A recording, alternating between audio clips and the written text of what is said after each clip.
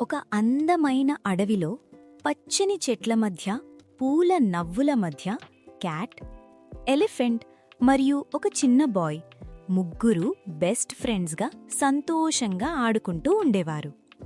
పూల మధ్య పరుగులు, నది దగ్గర నీళ్ల ఆటలు, అడవి మొత్తం వారి నవ్వులతో నిండిపోయేది. ఒకరోజు అకస్మాత్తుగా ఆకాశం మబ్బులతో నిండిపోయింది. వర్షం మొదలయింది.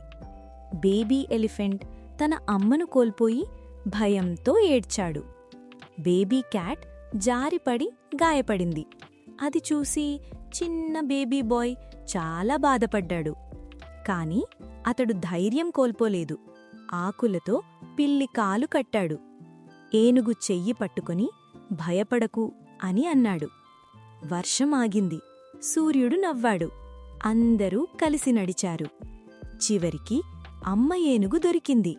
అమ్మా బిడ్డ గట్టిగా హగ్ చేసుకున్నారు. ఆనంద బాష్పాలు. పిల్లి, బాయ్ కూడా నవ్వారు. ఆకాశంలో రెయిన్బో మెరిసింది. అడవిలో మళ్ళీ ఆనందం. స్నేహం, దయ, ప్రేమ ఉంటే ఏ కథైనా హ్యాపీగా ముగుస్తుంది.